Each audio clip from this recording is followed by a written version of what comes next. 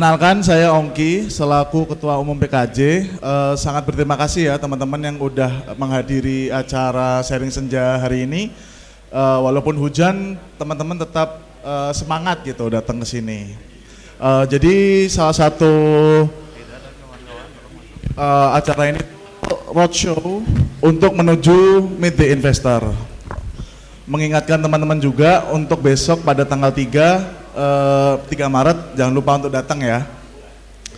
Oke, mungkin nggak perlu panjang lebar lagi Mas Aslam. Mari kita langsung aja untuk acaranya.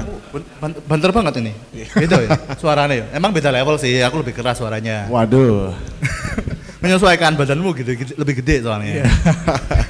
Oke, kita langsung panggil panelis kita. Panelis pertama, Mas Audi. Silahkan Mas untuk duduk. Tepuk tangannya teman-teman. Selanjutnya siapa Mas? Ada Mas Auf. Silahkan Mas Auf. Kasih minum lu. Silakan. Oke, ini masih ada dua pembicara lagi. Mas Wilson sedang OTW, mungkin 5 menit ya. Ya, kurang sampai lebih, ke sini, ya. Kurang lebih. Cuman biar kita mempercepat waktu, kita langsung mulai ya. Nih aku punya pertanyaan nih. Mungkin boleh dong Mas Auf, Mas Audi untuk menjelaskan kalau mungkin dari Mas Auf dari perspektif bisnis itu gimana sih dulu ngerasa bahwa ini kok bisnisku bisa di-funding itu kayak gimana sih ciri-cirinya, dan saat pitching ke investor itu kayak gimana tuh deg-degannya, gimana nih taktiknya nih biar deal nih, apakah harus pakai pelet gitu kan atau seperti apa? Mungkin bisa dimulai Mas Auf. Pakai mic? Oh iya pakai mic. Oke, bismillahirrahmanirrahim. Assalamualaikum warahmatullahi wabarakatuh. Karena ada Habib saya tadi, jadi saya harus pakai salam. Ada Habib Bedar. Selamat sore teman-teman semuanya. Perkenalkan yang belum kenal, nama saya Auf, Instagramnya Mas Auf, tolong di follow. Saya ada startup namanya Kirimin Aja. Ada yang pernah tahu? Oh, tahu ya. Ya, ada di Jalan Palagan, jadi mohon maaf agak molor karena macet banget.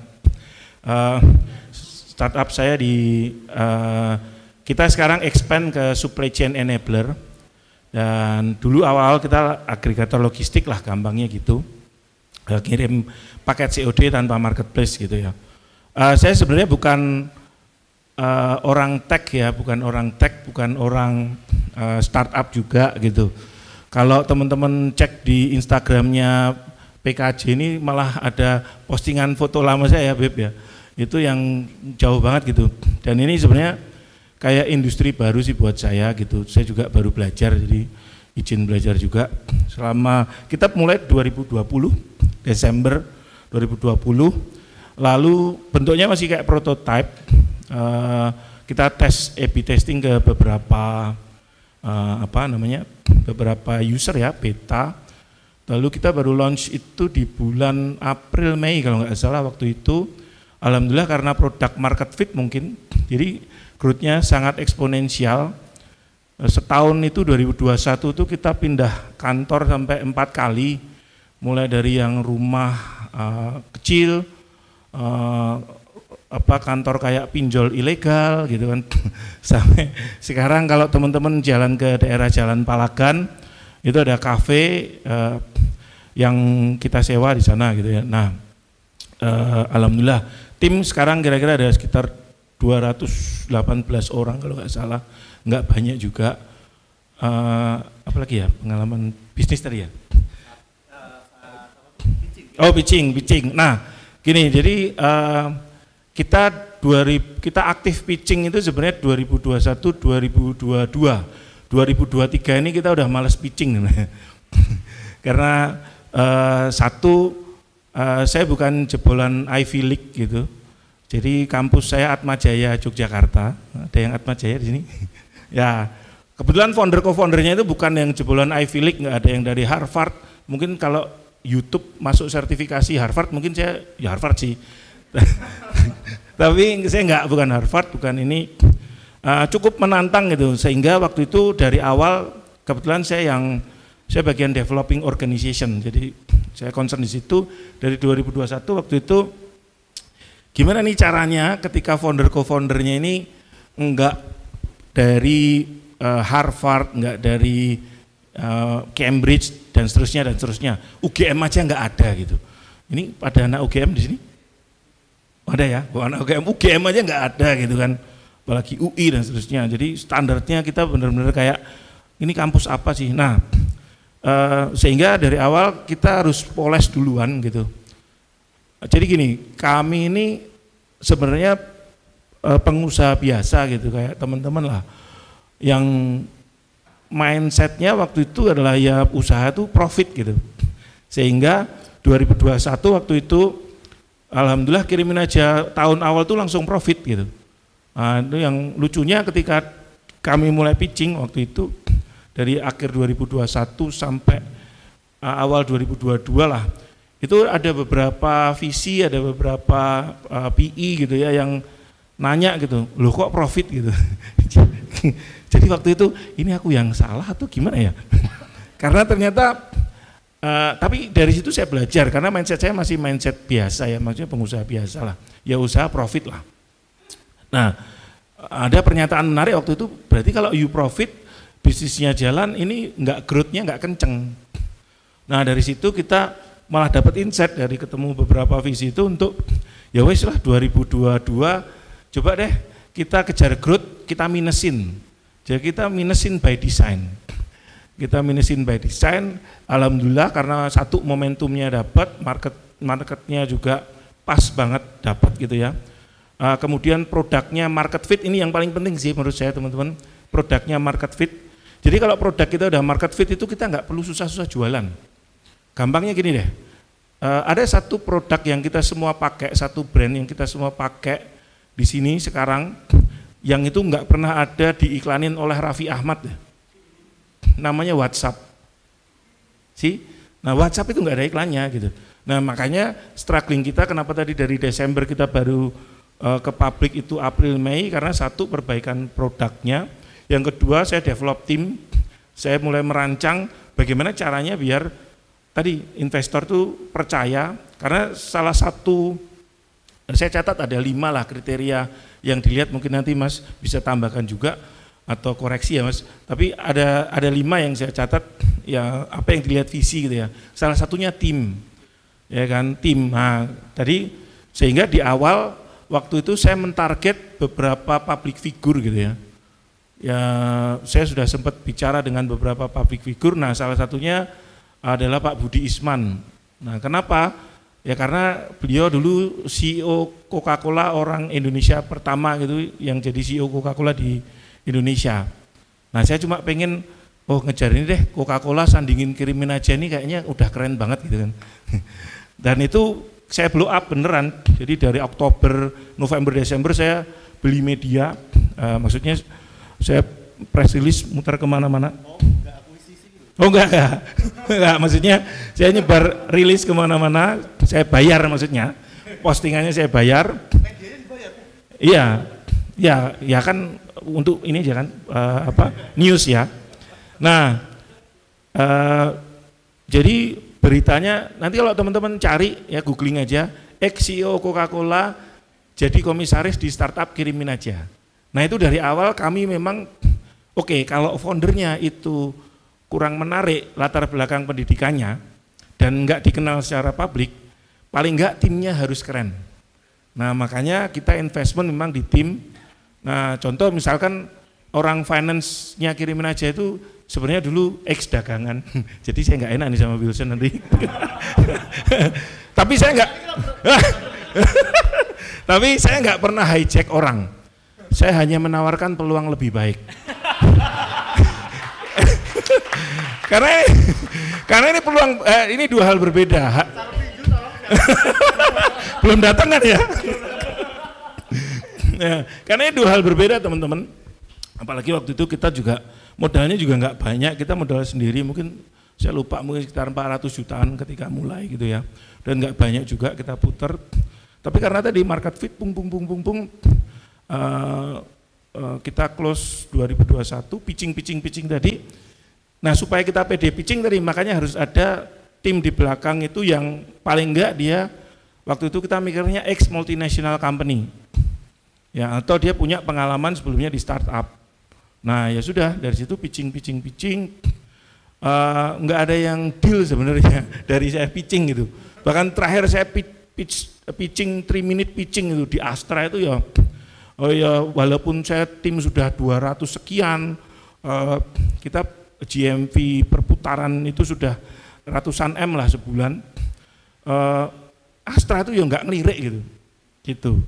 Jadi ya oh ya sudah deh. Tapi investor kami datangnya malah bukan dari situ gitu. Jadi datang sendiri gitu. Ngetok, kita nggak pitching sama sekali. Dengan investor kami dapat diinvest 2022 akhir yang sebenarnya sampai sekarang tuh dananya juga kalau dibilang sih belum terlalu produktif ya. Kita depositoin aja lah, gampangnya gitu. Karena alhamdulillah putaran cash flow-nya masih lumayan besar. Ibaratnya kalau kita nggak ngapa-ngapain aja paling nggak untuk 1 tahun ke depan itu untuk menggaji 200 sekian karyawan itu masih cukup gitulah. Nah, jadi pitchingnya bahasa Inggris teman-teman. Jadi nanti dikoreksi juga ya.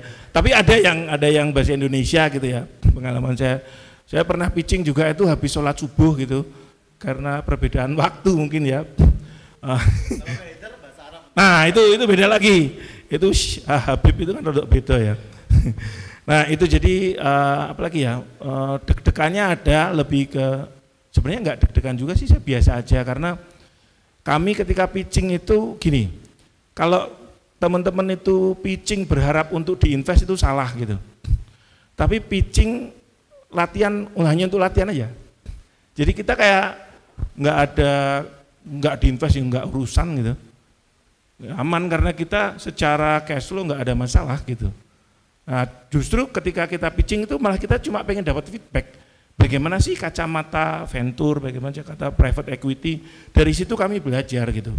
Ya, bahkan tahun lalu kami itu mencoba mendanai beberapa unit bisnis gitu. Coba aku jadi venture dewe lah, gitu gampangnya. Ya walaupun angkanya masih kecil-kecil lah, tapi ketika pitching tuh ya jangan berharap, nah gitu.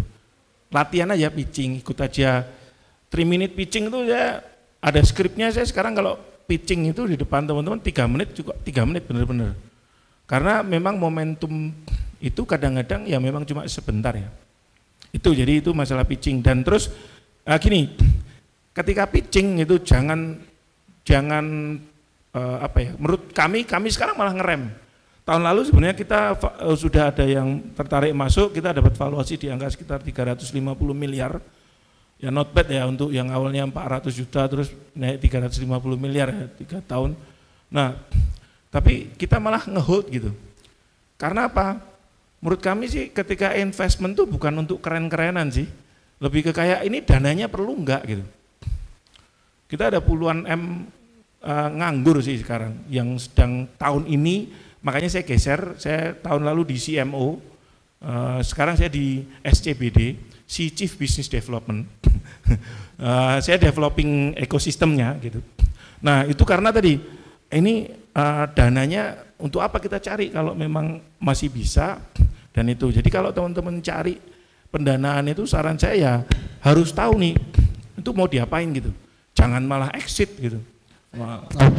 Saya tahu buat apa Mas Auf. Apa tuh? Buat jadi sponsornya acara PKJ.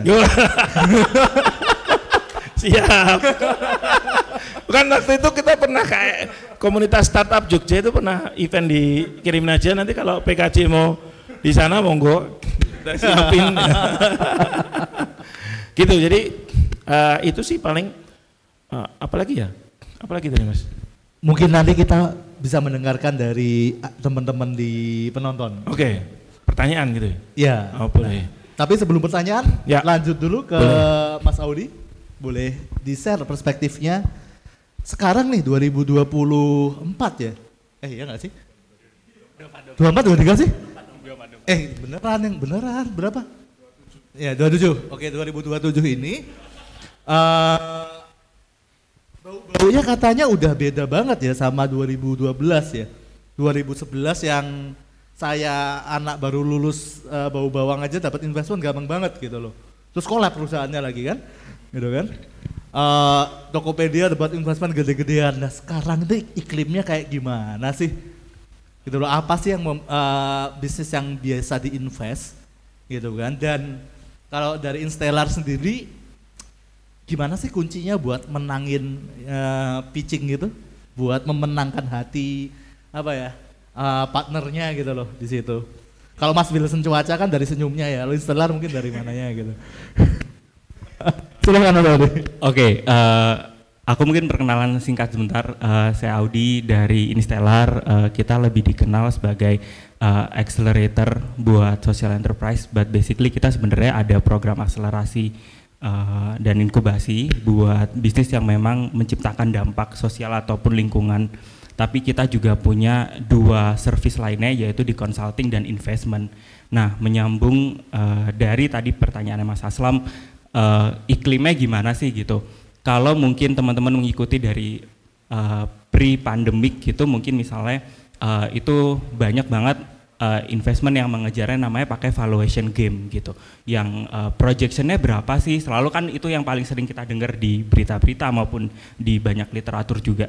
Nah long story short, setelah pandemik trennya mulai cukup berubah. Jadi yang lebih menarik itu apakah bisnisnya sudah menciptakan profit atau enggak.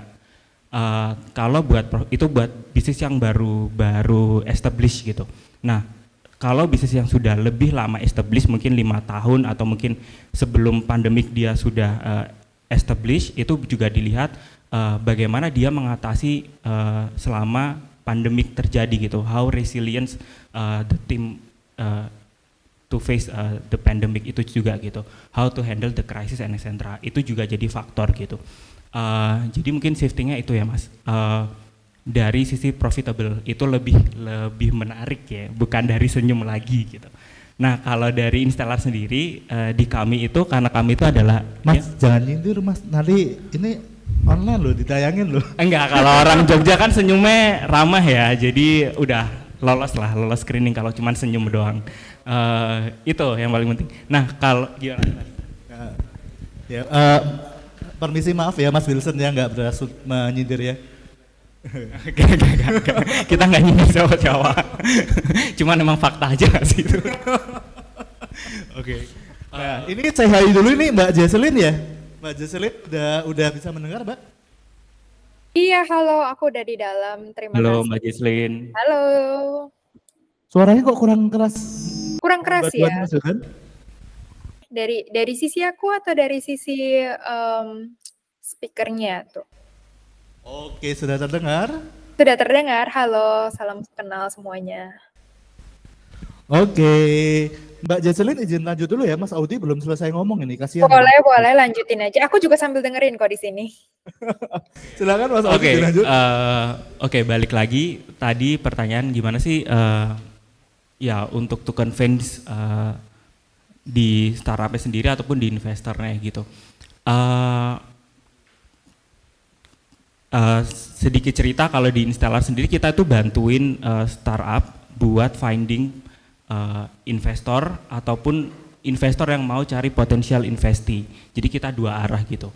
Nah pendekatannya kalau misalkan kita bantuin startup, what we see adalah apakah startupnya nanti bisa sesuai sama investment thesis dari investornya gitu. Karena setiap investor baik itu PE, VC, private investment, institusional ataupun yang lainnya itu punya investment thesisnya masing-masing gitu. Jadi kita mencoba menyesuaikan persona dari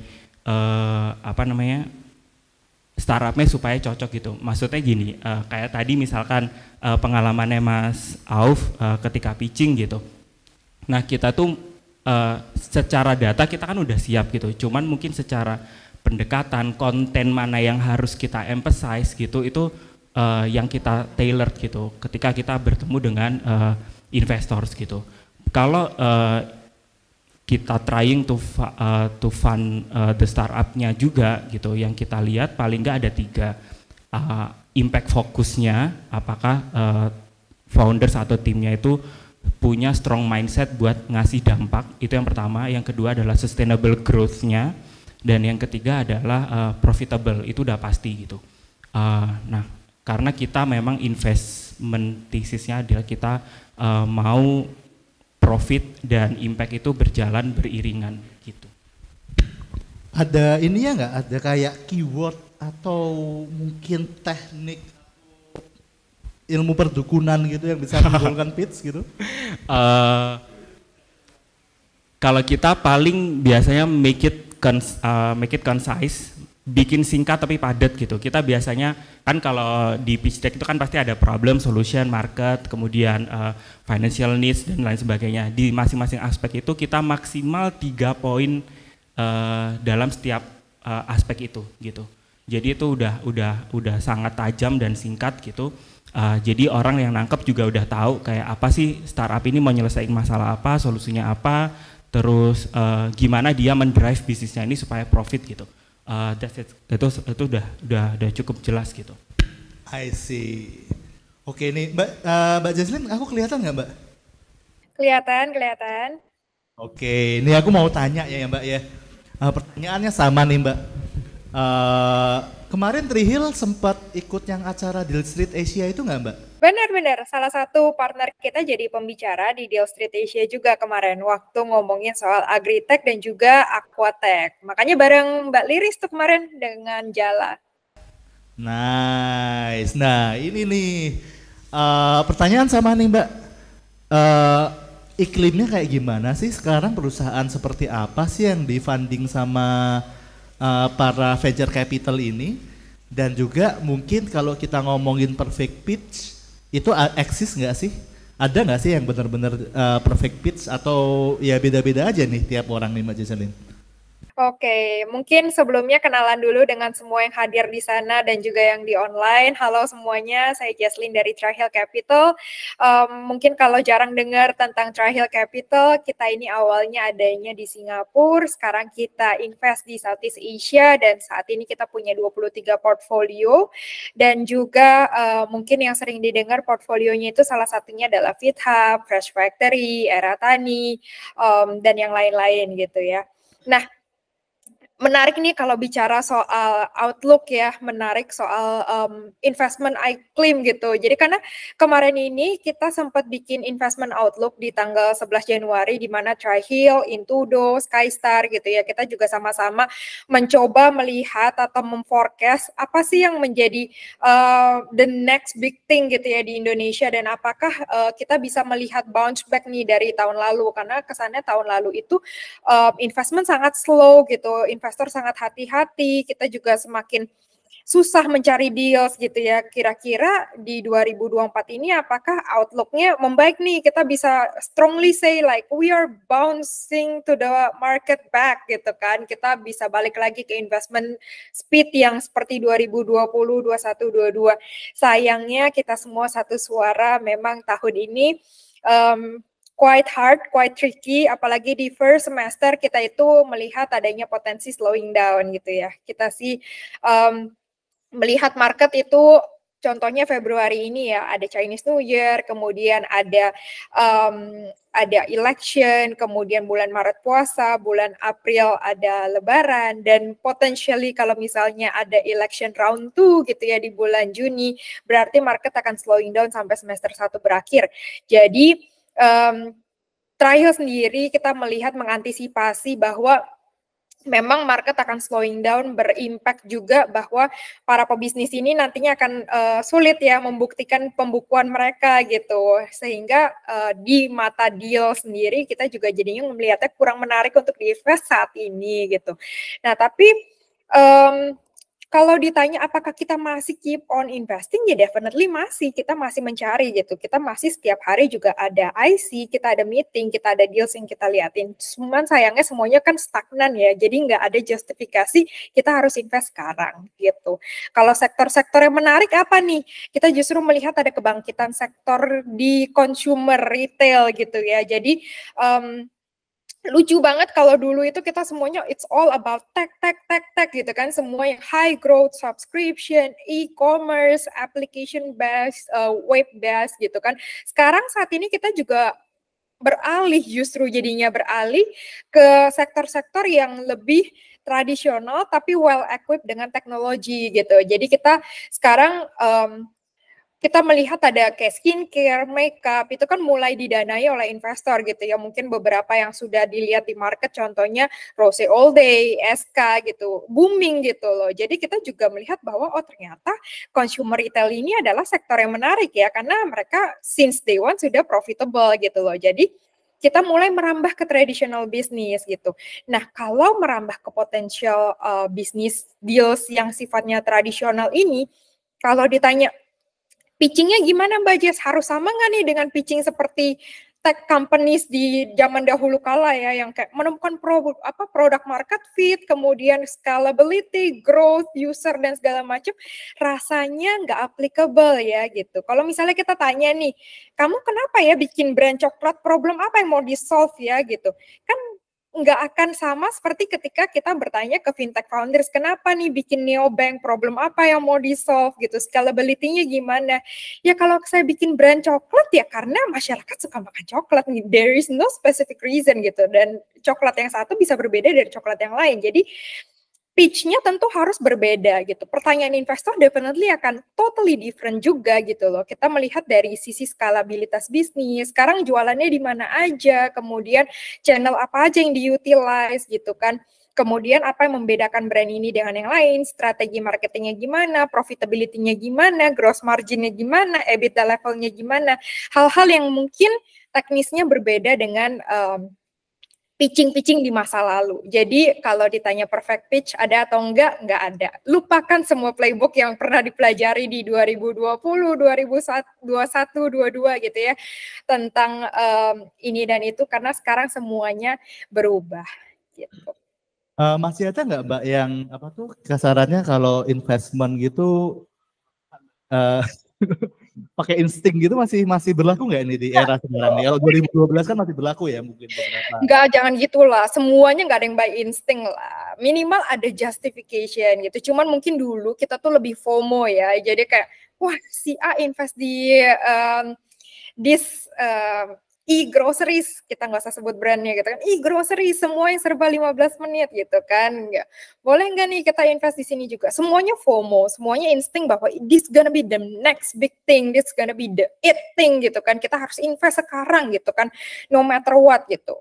Nah sekarang kita mengurangi hal-hal tersebut dengan lebih scrutinize the data gitu. Jadi bukan berarti dulu kita tidak bergantung pada data, kita dulu bergantung pada data juga, cuman mungkin dulu lebih banyak FOMO-nya gitu ya. Sekarang kita sudah belajar banyak dari pengalaman gitu ya, bahwa yang pakai data aja belum tentu berhasil, apalagi yang pakai gut instinct doang gitu. Jadi kita sekarang lebih detail, saya rasa semua investor akan satu suara ya, kita semua semakin ketat, semakin thorough dalam due diligence, dan kita juga semakin memperhatikan profitability metrics juga. Makanya kadang-kadang pertanyaannya kok dari hari pertama baru ketemu, baru kenalan udah profitable atau enggak nih, EBITDA levelnya gimana, gross marginnya gimana gitu. Nggak usah takut, memang semuanya sekarang ditanyain kayak gitu.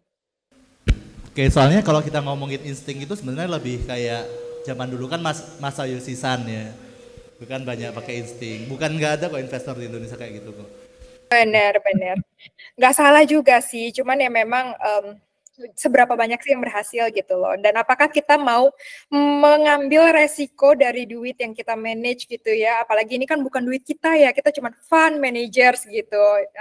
Kita juga harus mempertanggungjawabkan kepada orang yang berinvestasi di fund kita. Mbak, ini Mas Heder mau tanya nih Mbak.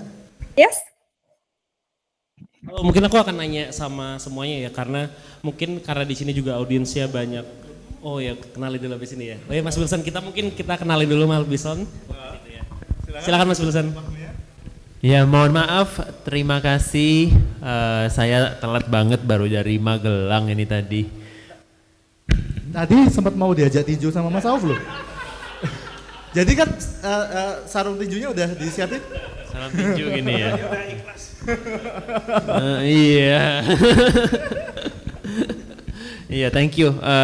Quite surprising di sini ada Jesslyn juga, familiar faces. Apa kabar, Jess?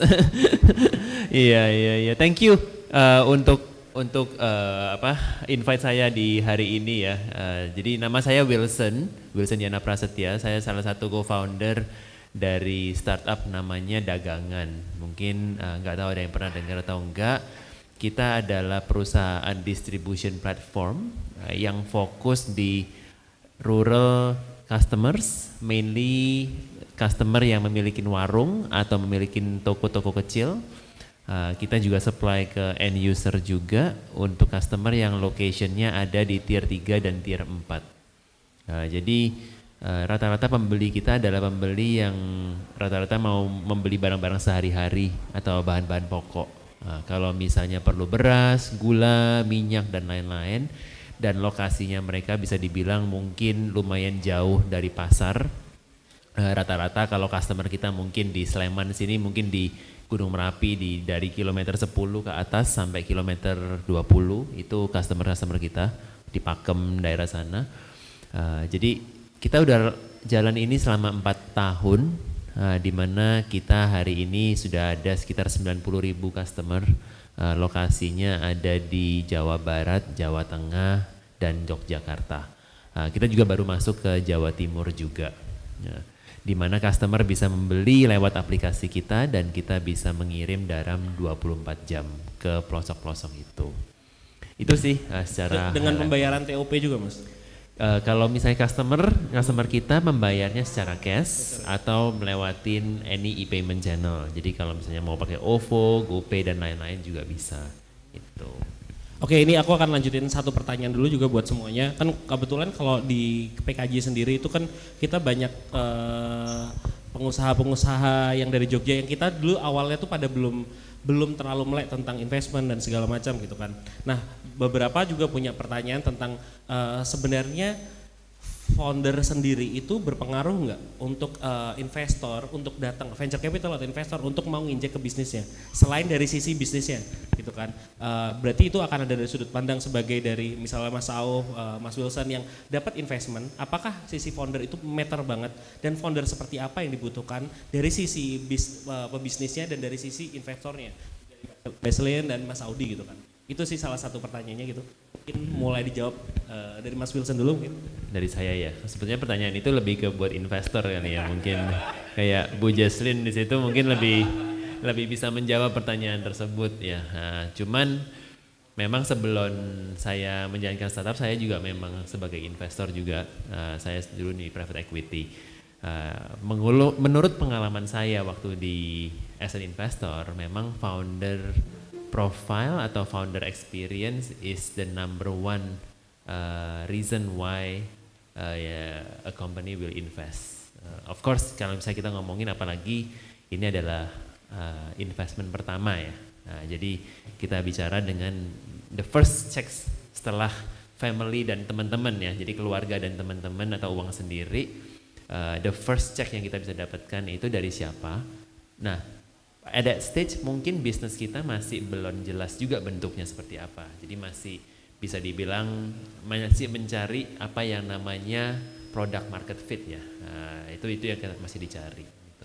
Jadi karena belum ada traction yang bisa dibilang lumayan tinggi, masih kita ngomongin ada secara risk factor masih lumayan tinggi. Jadi the main thing yang bisa di justify adalah the founder themselves. Nah, founder itu harus seperti apa? Biasanya tergantung dengan bisnis yang dijalankan.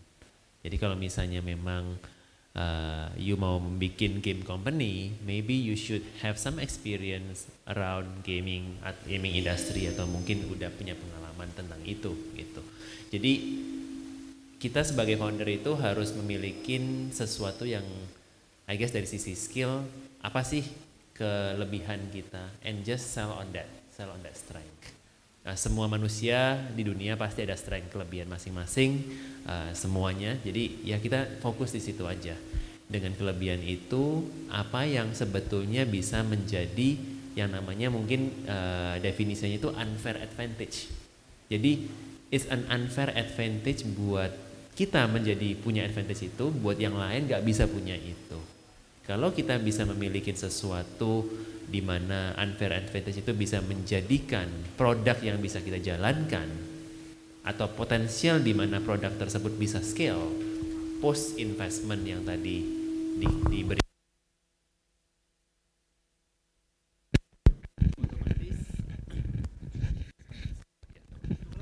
Boleh. Otomatis itu akan menjadi chance untuk sebagai founder bisa mendapatkan the initial investment. Jadi mungkin kalau misalnya di pertanyaannya adalah apakah founders matters, definitely. Is it the only thing? I don't think so. You have to have many other things. Tapi it's quite important supaya kita bisa mempersiapkan diri. How do we present ourselves to other people? How do you want other people to see you? What strength do you actually have that other people gak segampang itu mendapatkan? Based on experience, based on skills, based on education, based on anything. Itu sih mungkin. Alright. Even better. Karena berarti akan dilihat secara komprehensif semuanya. it's always like that. Jadi even better. There is also, ini mungkin Bu Justin bisa menjawab lebih spesifik, tapi the more people you are not by your own. It's better to fight with the battle dengan more people, more smart people daripada fighting with yourself. I don't think you are the jack of all trades. Jadi yes, as a founder you have to be able to know everything, tapi at the same time you have to have a certain skill yang menjadi main strength-nya itu apa. Nah, biasanya you will find a founder atau a co-founder that complements you. Komplement. Jadi nggak sama, jangan sampai sama gitu malahan. Skillnya itu kalau bisa komplement, di mana complementary itu menjadi sesuatu yang menjadikan unfair advantage tadi itu lebih tinggi. Nah, carilah co-founder itu. Jadi kalau memang apakah dilihatnya sebagai holistic, of course. Karena they are investing in the company, not on just one person or on the person itself. The money is not for you, by the way. The money is actually to run the business, gitu kan. Jadi the purpose itu adalah how do you present yourself or your company so that it is interesting, di mana this company itu mempunyai unfair advantage dibandingkan yang lain. Nah ini mungkin boleh dijawab juga dari masing-masing. Cuman kalau batasi dengan waktu 3 menit ya kurang lebih ya Mas ya. Gak apa-apa Mas, gitu kan? Gak apa-apa kok. Silakan Mas Auf. Benar ya, kan Mas Wilson bahwa melengkapi. Jadi kalau bisa ada beberapa melengkapi, jangan sama gitu. Let's say kalau kita ngomong teman-teman kalau belajar DISC gitu ya. Jangan semuanya D semua juga gitu. Kayak di Kirimin aja itu justru awal-awal yang banyak pitching tuh saya, karena Mas Faris as CEO dia public speakingnya belum muncul gitu kan.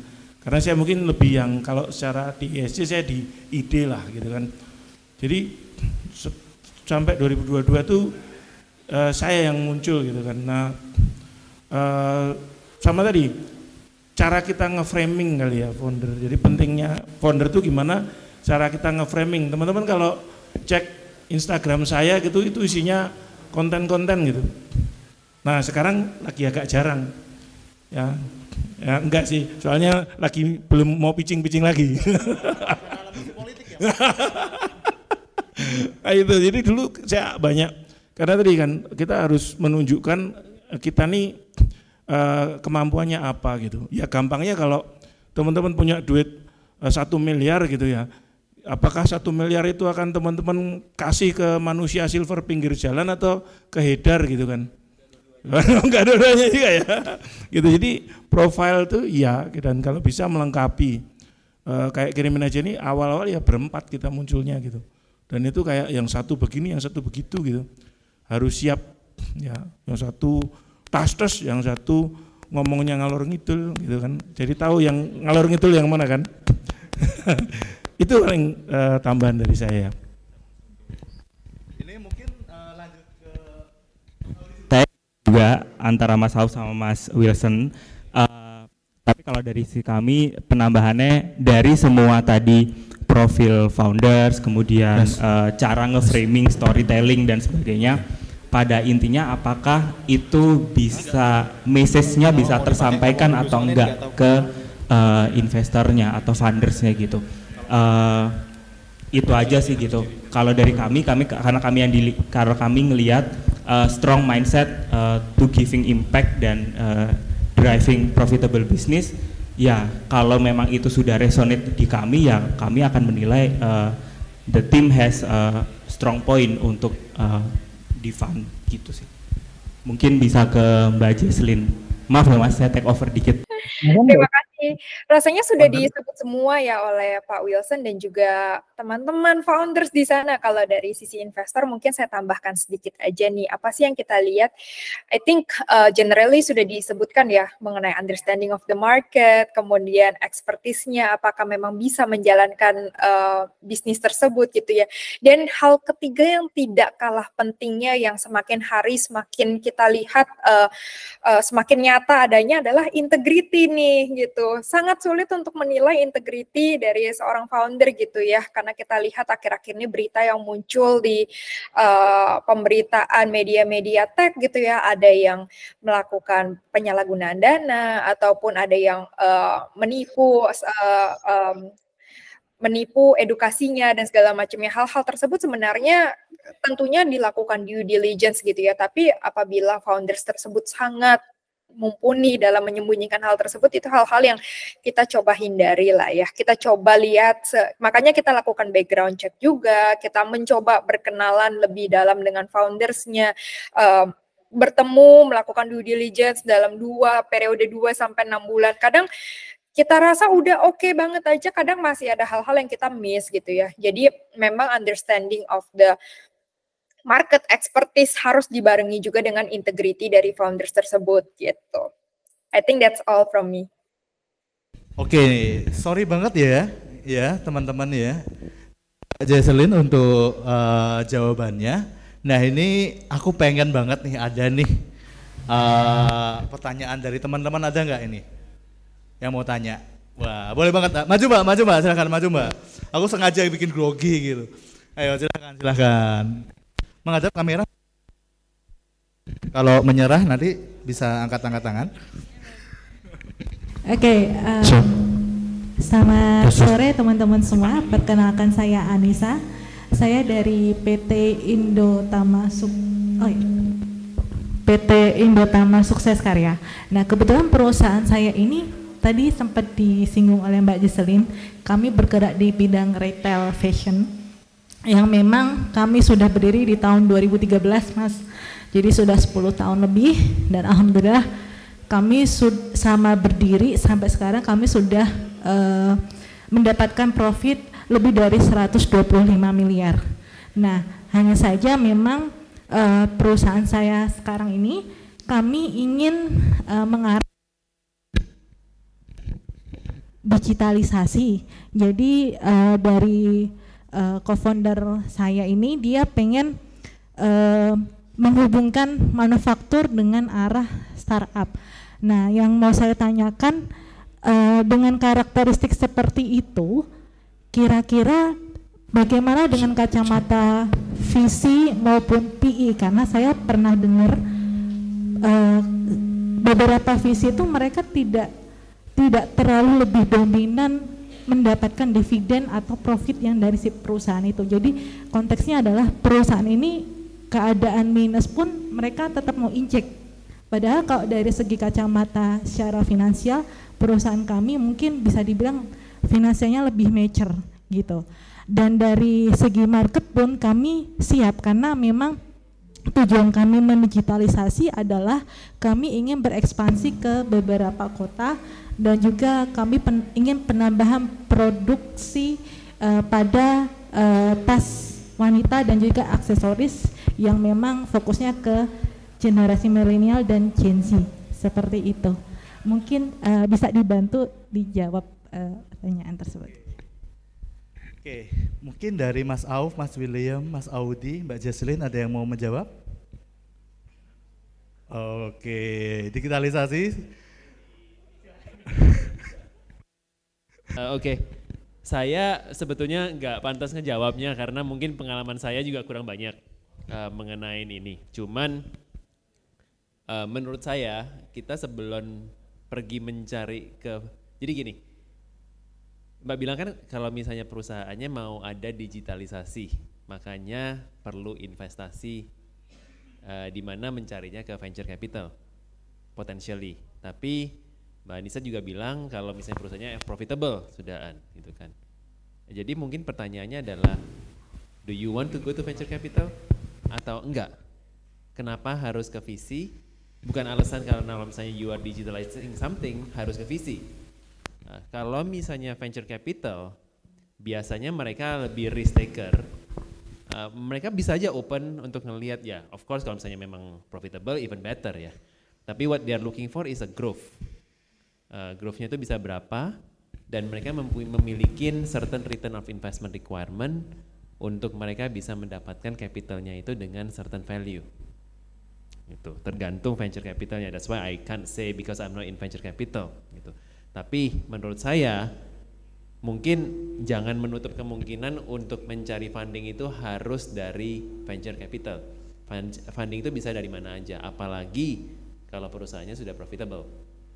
When you are positive EBITDA, memiliki EBITDA yang sudah positif, it's very easy untuk bisa mendapatkan a much better rate dari loan, dari bank. Mereka you are bankable.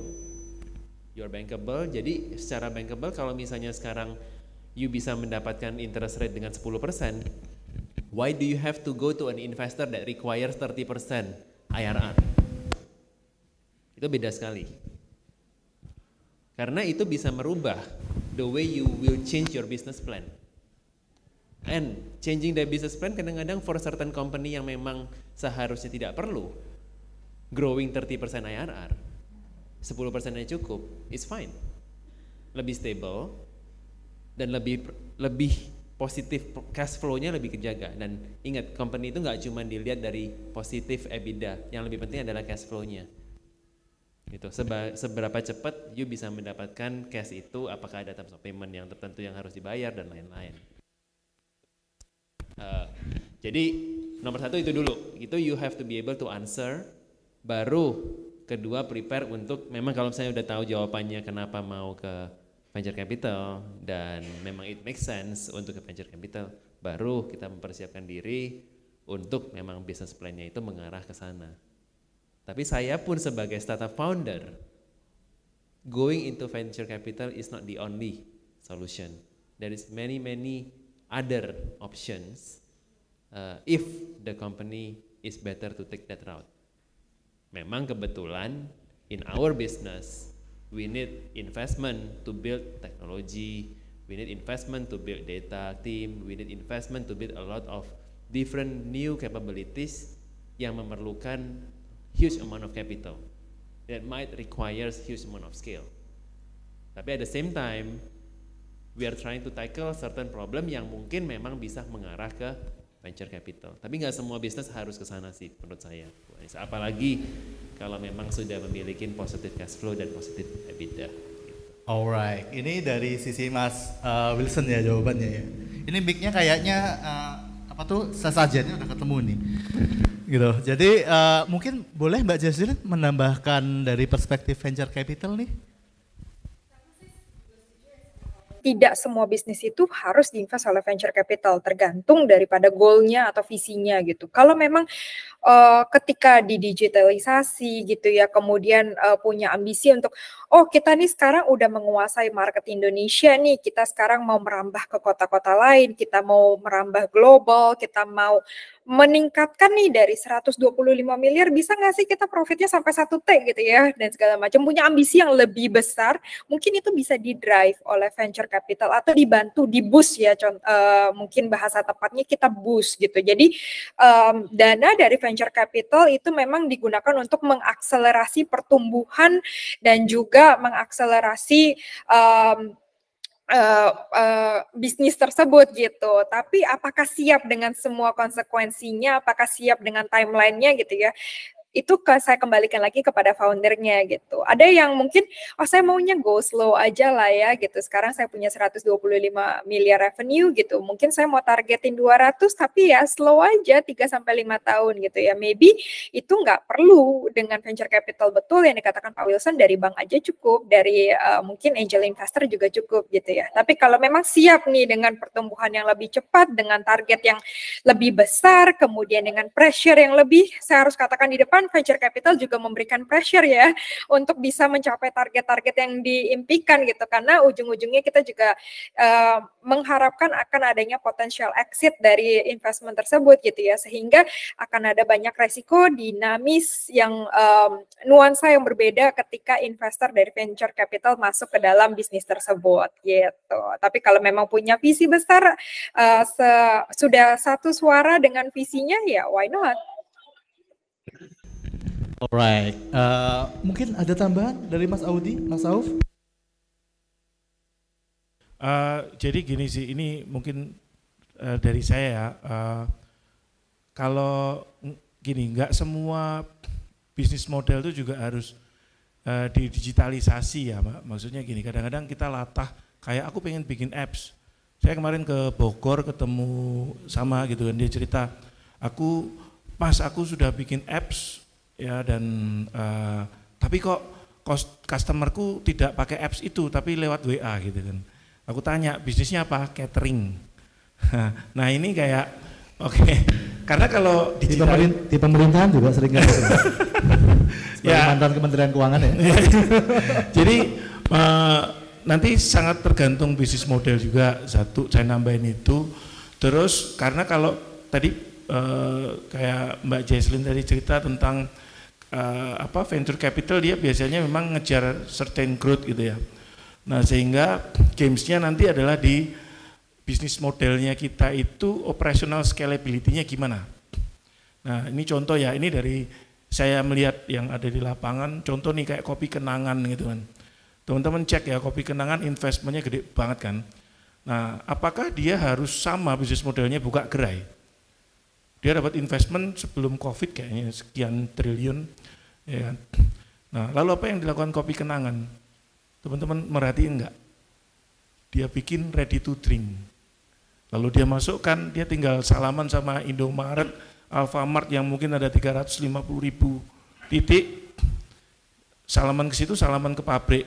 Operational scalability-nya lebih make sense untuk disuntik dana yang cukup besar. Nah, kayak kami dulu di tahun 2021 tuh sempat ada juga nawarin gitu kan, angkanya cukup besar gitu, kaget tuh. Nah kami bingung juga, buat apa gitu waktu itu ya, buat apa ya gitu. Nah itu juga harus dipastikan, kita memang perlu dana.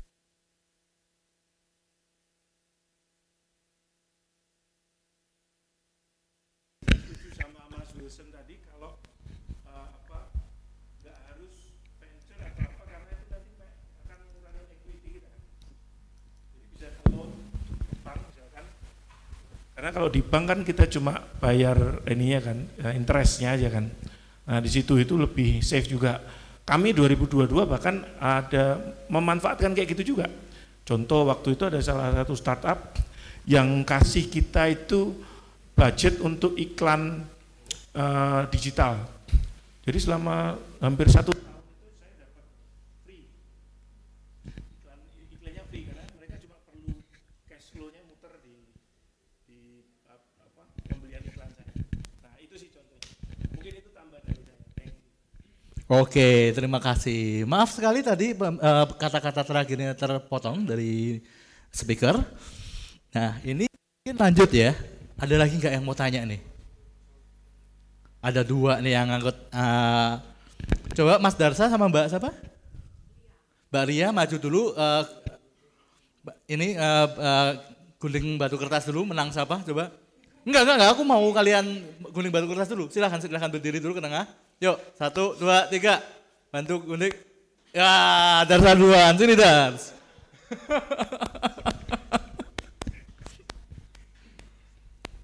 Oke, silahkan Mas Darsa ditanyakan. Grogi suhu semua di sini ya. Makasih waktu dan kesempatannya. Dulu saya diwawancarin sama Mas Auf, sekarang Mas Auf udah terbang di mana-mana ya. Ini sebagai titipan dari tim saya, karena pengen tahu dari sudut pandang investor itu seperti apa. Kan investor juga macam-macam, tadi ada visi dan lain-lain. Nah, yang pertama adalah efisiensi berbanding ekspansi.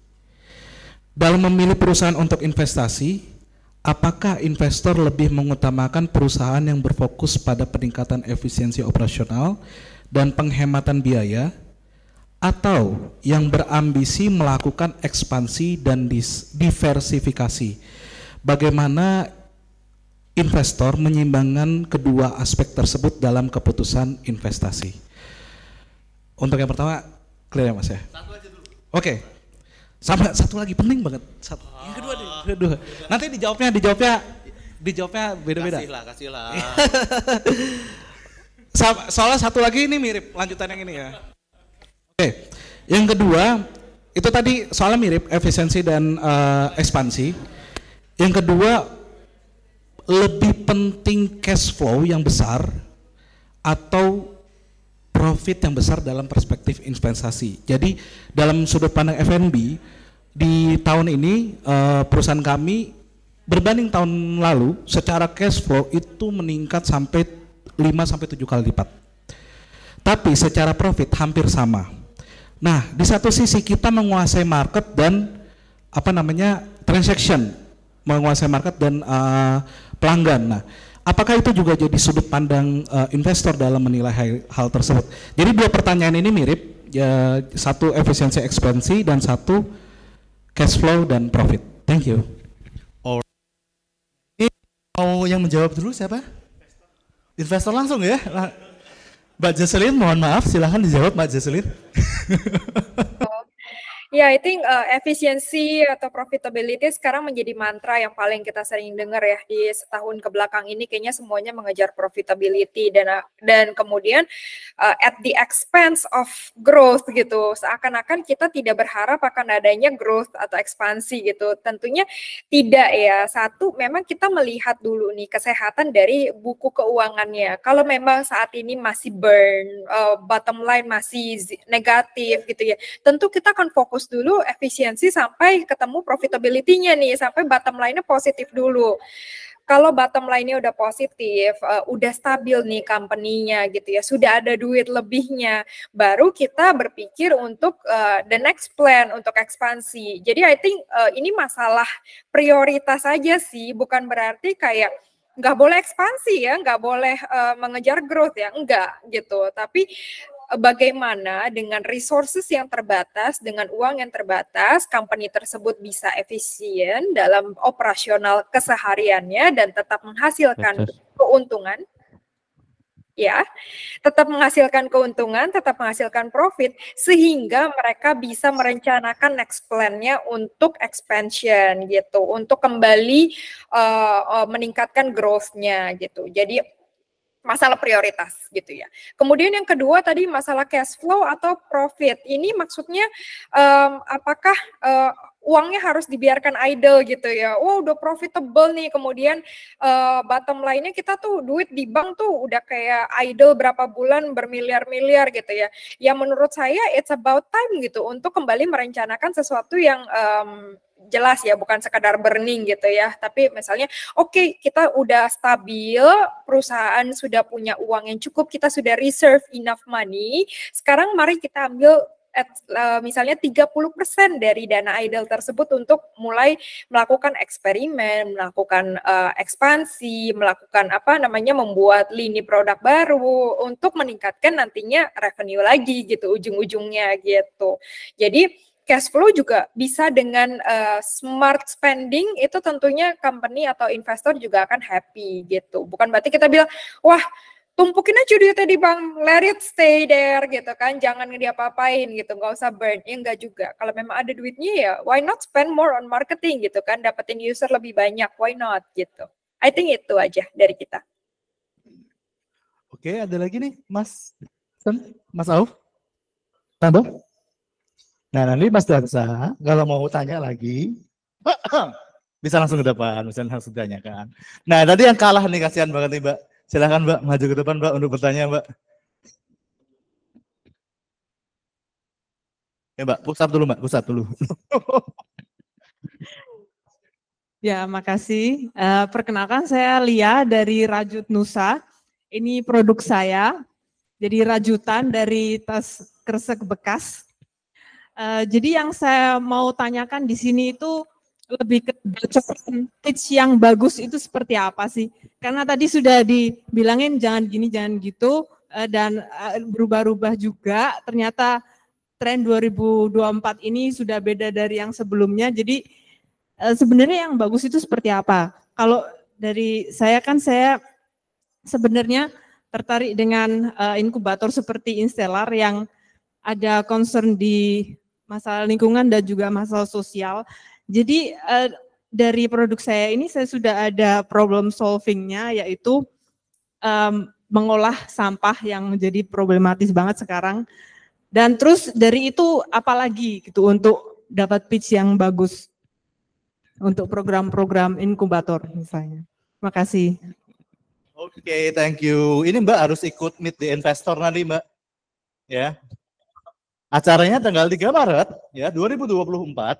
Acara Meet Investor adalah program yang kami selenggarakan oleh PKJ untuk mendatangkan investor-investor venture capital dari ibu kota ke Yogyakarta. Ada lebih dari 10 investor akan ke Jogja, termasuk Mbak Jesselyn juga ke Jogja nih Mbak ya.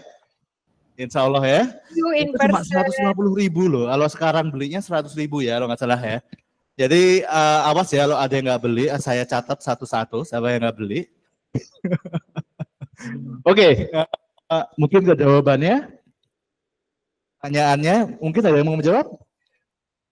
Mungkin Mas Audi ya, Instellar ya. Saya coba jawab. Nah, kalau tips and trick pitching kan kayak teman-teman juga udah familiar, literasi juga udah banyak gitu. Nanti mungkin kalau tim Estrik pitching nanti 3 minute pitching Mas Auf bisa boleh mempraktekkan. praktis, Mas Wilson juga bisa mempraktekkan nanti ya di akhir acara ya. Cuman kayak saya mungkin recap sedikit ya, paling nggak cerita dari awal nyeritain problem sampai kebutuhan pendanaannya buat apa itu harus selaras. Jadi satu cerita gitu. Itu yang paling penting gitu. Nah, faktor-faktor terakhir yang lainnya mungkin yang bisa digali adalah bagaimana menyampaikan bahwa terutama kayak tadi isunya lingkungan ya, kayak the problem is very critical. Jadi kayak itu yang harus dibangun, apa mungkin kayak di daerah lingkungan saya ini itu sampahnya itu segini loh, yang akhirnya ada dampaknya ini dan ini gitu. Misalkan kayak gitu. So jadi kan memang itu berangkat dari problem yang very real. Dan Mbak juga pasti mencoba untuk membuat solusi yang menjawab dari problem itu, dan di dua hal itu yang sangat perlu ditekankan sehingga ketika bercerita investor itu tahu problemnya apa, solusinya apa, then you can tell the market that you want to acquire gitu. Jadi itu akan lebih memudahkan ketika nanti bicara yang kayak misalkan total available marketnya sekian dan seterusnya itu. Jadi lebih convincing gitu dari sisi kualitatif dan sisi kuantitatif. Kayaknya Mbak Jesselyn ini kayak gatel mau menjawab pertanyaannya ya Mbak. Yeah, I think mungkin boleh nambahin Mbak. Iya, mungkin salah satu yang menarik adalah kan tadi katanya ini produknya solving isu ESG, isu lingkungan, isu sampah gitu ya. Mungkin dari problem statementnya udah jelas nih, tapi product market fit nih yang sekarang kayaknya kita tuh banyak banget founder, banyak banget startup yang memulai dari problem tapi nggak move on to the next step, yaitu product market fit gitu. Masyarakatnya menerima nggak? Masyarakatnya membeli produknya nggak gitu? Masyarakat benar-benar support the product nggak gitu? Wah ini gimana nih Mbak? Hari ini rajutannya saya bikin 100 ludes gitu, besok bikin 1000 ludes, saya bikin 10.000 ludes gitu. Berarti market menerima sangat baik gitu. Nah, apakah sudah mencapai titik product market fit di mana produk tersebut ya memang demand-nya juga tinggi gitu. Jadi jangan sampai kita terlalu terbiaskan dengan problemnya sampai tidak menemukan marketnya. Oke, ini mungkin tambahan lagi nih, mungkin buat menjawab pertanyaannya juga ya. Jadi kalau misalnya suatu venture, misalnya kita ngomongin ada impact, terus kita ngomongin ada profitability, saat memberi impact itu besar, cuman imbasnya adalah mengurangi profitability. Nah itu kayak gimana nih pandangannya dari Instellar, atau mungkin Mbak Jesselyn juga bisa menambahin nih. Jadi kalau sampai impact itu bertambah bertambah ke profitability secara negatif, itu kayak gimana sih tanggapannya gitu? Silahkan Mas jawabannya. Oke, ya agak mundur sedikit ke belakang. Kalau misalkan memang betul bisnis yang berbarengan antara profit dan dampaknya itu profitnya memang di industri yang sama, profitnya mungkin tidak sebesar industri atau perusahaan yang memang cuman fokus di komersialisasi aja, nggak ngasih dampak gitu. Itu memang udah kelihatan, dan memang untuk pendekatan-pendekatan yang ada fokus ESG atau pendekatan yang dampak sosial lingkungan itu memang ada cost centric, gimana ya, biayanya cenderung memang lebih mahal gitu. Misalkan F&B yang mengadopsi cutleries-nya itu dengan cutleries yang lebih ramah lingkungan, itu cost-nya akan lebih tinggi daripada F&B yang pakai cutleries dari bahan plastik misalkan. Tapi kan damage lingkungannya lebih berdamage yang pakai plastik tentunya gitu. Nah, karena melihat ada fenomena ini, dari sisi kami yang memang baik itu di impact accelerator atau di impact investor, kita sudah menyadari ini gitu. Sehingga kita juga menerima bahwa returnnya itu nggak akan sebesar startup atau bisnis-bisnis yang memang pakai valuation game gitu. Jadi kita sudah menyadari itu juga. Dan ketika kita membuat proyeksi juga kita nggak akan sampai misalkan multiply-nya 5 atau 10 kali gitu. Kita akan lebih rendah gitu. Tapi kita memang make sure the impact we deliver itu sustainable dan scalable, tapi growth dari perusahaannya secara bersamaan juga sustain. Gitu. Jadi tetap profit. Oke, itu ada juga kemarin kalau nggak salah dari Mbak Rania SDG, itu bahkan ada, aku baru ingat, sorry, jadi aku sekaligus jawab, padahal aku yang tanya sendiri gitu kan. Jadi seperti kayak Mas Audi bilang, kadangkala bahkan sesimpel proyeknya itu bisa sustain berjalan dan terus berjalan. Itu pun dari SDG pun kadang malah tetap di funding. Jadi yang penting nggak collapse. Simpelnya bahkan untuk beberapa sustainability project terkandung pendananya dari siapa, itu kadang tetap malah tetap di funding ataupun bahkan diberi grant seperti itu. Oke, ada lagi nggak nih yang mau tanya nih? Langsung angkat tangan, cuma satu doang nih, biar batu kertas gunting lagi nih. Ada lagi nggak yang mau tanya nih? Oke, nah Home Pimpa 3 orang, yuk Home Pimpa, yuk di tengah, ke tengah semua, ke tengah Home Pimpa. Oh nggak mau, ya udah mau nambahin boleh. Pakailah, sinilah, yuk nambahin. Perkenalan dulu. Kayak udah pada kenal ya di sini. Kita habis meeting. Oke, aku Dara, aku program manager dari Block 71 Indonesia. Jadi salah satunya juga ada di Jogja di sini dan temannya Pundi. Anak buahnya sih sebenarnya. Oke, nah sebenarnya mau nambahin juga mungkin alternatif funding ya, karena mungkin untuk beberapa bisnis konvensional, tadi mungkin juga udah di-mention sama Mbak Jesselyn, nggak, aku suka berdiri, soalnya anaknya suka sambil ngobrol-ngobrol gitu kan. Kalau untuk beberapa tadi bisnis konvensional misalnya, bisa banget alternatif adalah cari angel investor. Nah biasanya itu juga bisa banget lewat network, beberapa network gitu. Tapi penting juga untuk konsultasi juga. Kayak it's okay untuk explore. Tadi kan juga ceritanya dari Mas Arif ya. Ya dari Mas Arif juga cerita kalau akhirnya ya udahlah kita ketemu aja pitching, dapat input. Ya udah nanti diterapin di situ. Tapi penting juga untuk nggak takut diskusi aja dulu. Tapi bahkan possibility untuk menerima bahwa oh mungkin bisnis saya kurang market fit gitu. Itu juga penting untuk diterima dan juga kira-kira ke depannya pivot kemana ya gitu. Karena kadang-kadang kalau ada profitnya ya udah monggo jalan gitu. Pada akhirnya kan kalau aku sukanya tuh mengistilahkan kalau produknya itu punya impact, pasti dia akan ada profitnya. Karena by the end of the day orang-orang akan ada segmen orang yang butuh. Misalnya kita ngomongin Gojek gitu kan.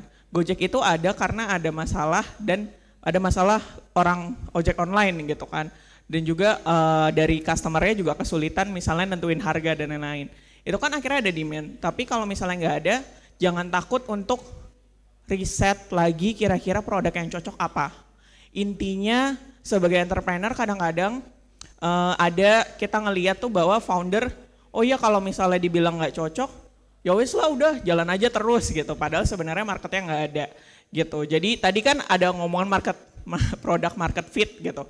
Intinya adalah jangan takut untuk pivot atau kadang-kadang yang miss itu adalah market reset gitu. Itu pembicaranya nanti lagi gitu kan.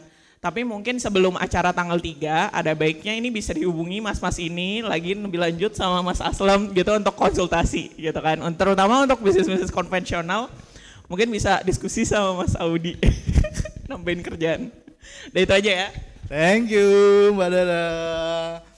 Jadi mungkin kesimpulannya sebagai jangan sampai terlalu jatuh cinta dengan idenya. Kadang cinta itu membuat delusi dan kita tahu cinta itu penderitaannya tiada akhir. Gitu.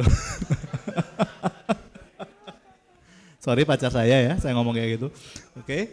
Tadi yang 2 orang angkat tangan. Nah, Homi batu kertas gunting yuk.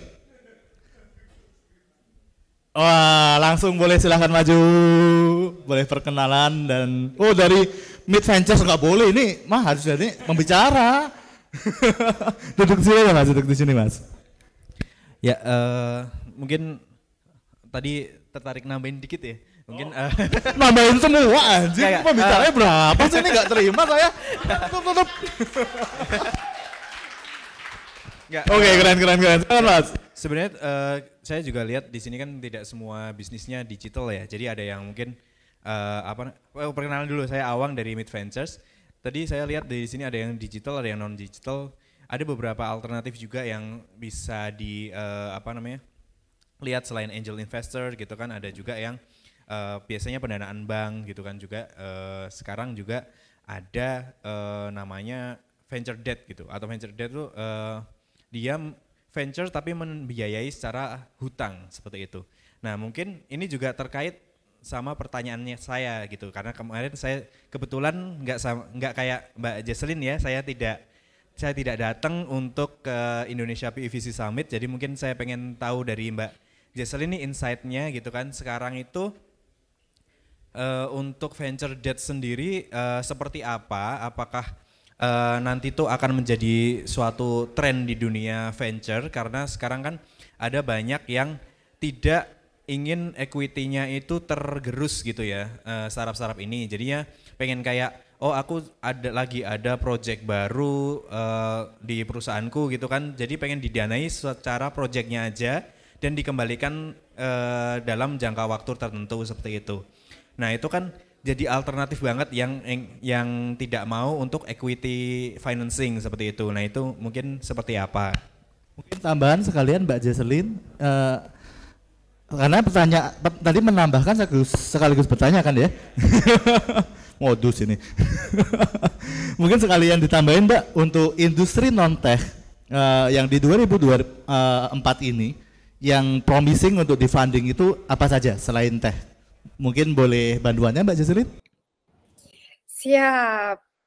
Nah, kalau venture debt sendiri sebenarnya bukan hal baru ya, sebenarnya sudah ada dari beberapa tahun lalu gitu. Cuman saat itu memang tidak menarik karena mendapatkan capital fundraising itu sangat gampang gitu loh. Pitching hari ini besok udah ditransfer gitu ya. Nah, sekarang ketika climate-nya udah mulai krisis, tech winter, kemudian kayaknya funding begitu sulit gitu ya, baru venture debt ini kembali populer gitu. Nah, sebenarnya mungkin kita samakan dulu pemahaman ya, venture debt itu apa sih? Itu adalah alternative funding, memang bentuknya loan gitu ya, yang diberikan kepada perusahaan yang sudah sudah venture back gitu. Jadi mungkin ini dulu menjadi pemahaman utama ya, bahwa perusahaannya harus venture back terlebih dahulu, baru bisa explore untuk venture debt-nya gitu. Atau di dalam masa-masa untuk fundraising gitu, misalnya oh ini saya udah secure nih untuk seed fundingnya, tapi mungkin baru akan di-deploy di bulan Oktober gitu ya, sedangkan dari periode Februari sampai Oktober ini kan saya tetap harus operasional, boleh nggak pinjem dana gitu kan, untuk bridge aja, untuk memperpanjang runway gitu. Nah itu yang biasanya diberikan atau diasosiasikan dengan venture debt gitu. Nah, venture debt sendiri menjadi populer karena memang tujuan utamanya adalah untuk memperpanjang runway gitu ya, tanpa menggerus dilusi gitu. Jadi tanpa equity, tanpa equity lah ya, tapi memang ada interest atau bunga yang lebih tinggi gitu. Nah, tapi kalau memang sudah bisa mendapatkan pendanaan dari bank, ya saya rasa sih lebih enak dari bank gitu ya. Tapi kalau memang venture debt ini bisa menjadi salah satu alternatif, coba lihat terms and condition-nya lebih detail gitu ya. Berapa sih interest yang dibayarkan gitu, kemudian warranty-nya seperti apa, kemudian terms and condition-nya, hak dan kewajibannya seperti apa setiap bulannya. Itu mungkin harus lebih diperhatikan. Tapi betul, itu bisa menjadi alternatif. Dan yang kedua, apakah sektor yang menarik gitu ya di luar tech? Saya rasa satu suara semuanya ya, sekarang kita melihat consumer facing business, new retail lah ya, new retail. Jadi bukan cuman konvensional retail, tapi retail yang di-equip dengan teknologi gitu ya. Kadang sekarang kita lihat jualan sesuatu bisa booming dari satu channel aja gitu, dari channel TikTok gitu misalnya, itu kan sebenarnya new retail gitu. Kalau kita lihat FitHub misalnya, kesannya cuman fitness center gitu, it's a brick and mortar business gitu ya. Tapi apa sih yang membedakan FitHub dengan bisnis-bisnis lainnya? Sekarang dia di-equip oleh app juga gitu, teknologi gitu. Jadi mereka bisa check-in lewat app gitu, bisa ada video di app, kemudian bisa subscribe di app dan segala macam. Tapi ketika mereka fitness, mereka ke centernya gitu. Jadi consumer business, FMCG, new retail, beauty, itu sesuatu yang menarik gitu. Dan semua yang berhubungan dengan commerce sebenarnya masih menarik. Semua commerce, logistik, I think paket setiap hari pun masih berdatangan kan ya, kita juga setiap hari masih belanja online gitu. Jadi hal-hal yang mendukung commerce, mendukung logistik, mendukung retail, I think itu semua sektor yang kita liatin. Nih Mbak Jesselyn tambahannya. Oke, ini pertanyaan selanjutnya. Ini nggak nambahin kan? Tanya beneran kan? Serius? Serius nih? Yaudah boleh yuk maju yuk, silahkan. Perkenalan dan mungkin pertanyaannya. Kalau mau ditujukan ke siapa juga boleh. Terima kasih untuk waktunya, mungkin perkenalan dulu. Aku Zaki dari Tronti Indonesia, kita Cheese Factory. Boleh dua pertanyaannya? Oh, sedikit ini kok. Oke, yang pertama ini tadi sempat dibahas di awal-awal tentang attractiveness dari founder. Nah, untuk mungkin termasuk saya dan mungkin ada teman-teman di sini juga yang CV-nya belum lang-lang buana, belum banyak, itu gimana sih kita ngebawa diri kita agar atraktif di depan investor? Itu yang pertama. Terus yang kedua mungkin ini lebih ke Mas Wilson dan ke Mas Auf. Gimana sih nyikapin perbedaan antara founder idealismenya founder dan juga goalnya dari investor gitu, karena kan mungkin ada perbedaan dari founder punya idealisme sendiri untuk produknya atau company yang mau dibawa kemana, tapi dari investor pengen setelah diinvest mau diarahkan kemana lagi gitu. Jadi pertanyaannya dua itu cukup. Oke, pertanyaan pertama ini biar foundernya lebih menarik gitu, mungkin sering ke barber dan dandan gitu ya. Itu jawaban nomor satu ya Mas ya, langsung udah terjawab. Enggak, mungkin jawaban pertama nih, ada yang mau jawab, Mas Audit? Saya pun jawab yang pertama aja gitu. Kan yang kedua udah ada tujuannya gitu. Nah, kalau biasanya kami juga sering bertemu dengan founders yang memang tadi kayak backgroundnya mungkin bukan Ivy League atau mungkin kata orang-orang nggak mentereng gitu atau CV-nya belum kemana-mana. Tapi kami melihat lebih jauh sih, mengenal founders itu lebih jauh dari misalkan kedekatan founders dengan isunya gitu. Isu atau permasalahan yang memang mau diselesaikan sama si foundersnya. Once it's match, terus habis itu kayak dia udah tahu mau digimanain bisnisnya dan segala macam, saya rasa itu sudah cukup signifikan mempresent bisnisnya gitu, instead of cuman punya background yang tadi kata sosial itu mentereng. Alright. Mbak Jesselyn nih, aku mau tanya juga nih. Kemarin kan sempat ada skandal ya di e-commerce ya, bahwa ada founder yang mengaku lulusan luar negeri yang ternyata bukan. Nah, di dunia ada kan ya, sempat ya skandal itu kan. Nah, apakah sekarang teman-teman VC ini masih memandang lulusan Ivy League itu sebagai kayak golden ticket nih untuk dapat investment? Enggak juga sih. Kita dari awal TriHill memang tidak pernah melihat sesuatu yang on the paper only gitu ya. Kita selalu background check gitu kan, perkenalan lebih dalam. Seperti yang tadi kita mention, kita sangat memandang founders integrity and background juga gitu loh. Jadi ketika kita dig the background itu sangat deep gitu ya. Jadi I feel like it's only a plus point, tapi not the only point gitu. Dan I think mungkin yang perlu diketahui juga, Indonesia itu kan sangat variatif ya. I think masalah kultural gitu, pengenalan antara tier 1, tier 2, tier 3 itu juga sangat berbeda. I think Pak Wilson juga di sini bisa cerita banyak gitu ya.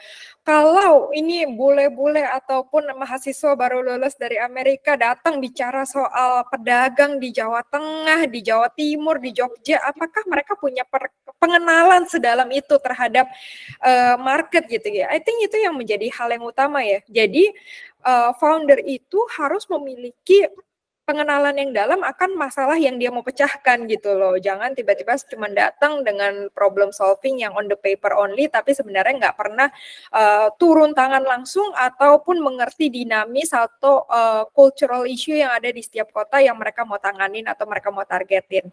Itu sih. Jadi itu hal yang penting ya untuk bisa sangat understanding the market and the nuances. Oke, thank you banget Mbak Jesselyn untuk tambahannya. Ini bersyukur sekali ya, itu tadi pertanyaan terakhir ya. Untuk pertanyaan kedua mungkin Mas Wilson dan Mas Auf bisa menjawab. Untuk pertanyaan kedua, gimana untuk menanggapi idealisme founder dibandingkan tekanan investor gitu. Kalau dari saya, you are running your company, not your investors company. At the end of the day, investor itu masuk karena your VC, bukan kebalik. Jadi kalau memang dari awal udah ada investor yang mau merubah your business, you should not even take their money. Kalau sampai mereka even mau merubah in between, you should even try. I'm pretty sure you still have some controlling stake di sana, in terms of dari board of director, dari apa, pastikan itu kuat. You can always change your board of director supaya mereka nggak ngegangguin dari your business, karena this is your company. Gitu. You know your company better than anyone. Not even the investors knows. They add value through different means, tapi bukan running the business atau merubah bisnisnya menjadi sesuatu. Itu sih menurut saya ya. Jadi kalau sekarang pertanyaannya adalah bagaimana caranya melakukan your vision and menjembatin apa yang investor mau, ya just do what you want. Just do what you think is best for the company and show the investor that basically your number or your action itu sebetulnya better gitu. At the end of the day, kita sebagai founder kita nggak tahu apa-apa, kita harus as humble as possible untuk belajar dari semua orang termasuk investor juga. Kita terima feedbacknya, kita lihat apakah itu waktu di apply dari sisi feedback itu make sense atau enggak. Tapi that's about it. Kalau memang mereka ada agenda tertentu nggak perlu dilakukan, tapi do what is best for the company, gitu sih. Kalau dari saya sih, pertama kita harus tahu why do we do what we do gitu. Kita ngapain sih gitu. Ya sehingga tadi kalau saya tipikal yang kalian nyari investor itu apa gitu, itu harus cocok dulu di awal. Ya karena kayak Kirimin aja, ya ada yang banyak juga yang mau masuk tapi nggak cocok secara tadi visi tadi ya. Nah kalau kita ngomong visi tadi kan kita harus menggali ke why do we do what we do kan, ngapain sih kita gitu. Ya apakah cuma sekedar pengen keren gitu kan. Kalau keren kan tadi kata Mas Aslam kan ke barbershop aja keren.